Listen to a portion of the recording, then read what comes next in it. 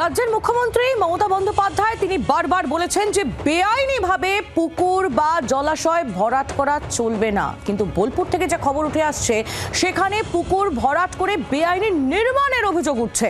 অনুব্রত মণ্ডলের দাদার বিরুদ্ধে এই অভিযোগ, পুকুর ভরাটের অভিযোগ তার বিরুদ্ধেই। পুরসভার নির্দেশে বন্ধ পুকুর ভরাটের কাজ।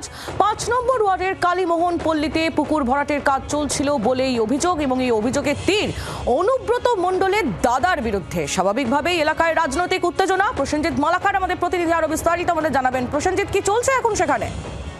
দেখো, ইতিমধ্যেই বোলপুর পৌরসভা গিয়ে কাজগুলি বন্ধ করেছেন এবং তারা বলেছেন যে সংশ্লিষ্ট কাগজপত্র দেখিয়ে সমস্ত নিয়ম কানুন মেনে তারপরে কাজ শুরু করতে হবে। কিন্তু গোটা ঘটনায় রীতিমতো চাঞ্চল্য ছড়িয়েছে যে একেবারে পুকুর ভরাট করে দিনের আলোয় কিভাবে এই কাজ চলতে পারে এবং কনস্ট্রাকশনের কাজ কিভাবে শুরু হতে পারে সেটা নিয়ে কিন্তু এলাকার মানুষ থেকে শুরু করে রাজনৈতিক ব্যক্তিত্বরা তারা ইতিমধ্যে প্রশ্ন তুলতে শুরু করেছেন।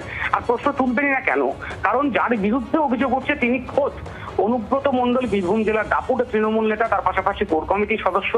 তিনি তার দাদার বিরুদ্ধেই অভিযোগ। ফলে বুঝতেই পারছো, অভিযোগকে কেন্দ্র করে রীতিমতো রাজনৈতিক উত্তাপও বৃদ্ধি পাচ্ছে এবং গোটা ঘটনায় কোথাও না কোথাও প্রশ্ন উঠছে, যখন বেশ কয়েকদিন ধরে প্রকাশ্য দিবালোকে দিনের আলোয় কাজ চলছিল তখনই প্রশাসন কেন সক্রিয় ভূমিকা পালন করলেন না?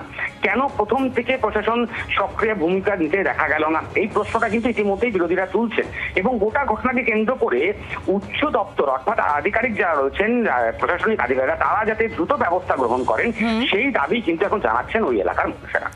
একবারই প্রসেনজিৎ, ধন্যবাদ তোমায়। নজর রাখো। প্রসেনজিৎ মালাকার আমাদের প্রতিনিধি ছিলেন আমাদের সঙ্গে টেলিফোন লাইনে। বোলপুরে পুকুর ভরাট করে বেআইনি নির্মাণের অভিযোগ, তাও আবার অনুব্রত মণ্ডলের দাদার বিরুদ্ধে। বিরোধীরা চুপ করে নেই, কি বলছেন তারা শুনুন।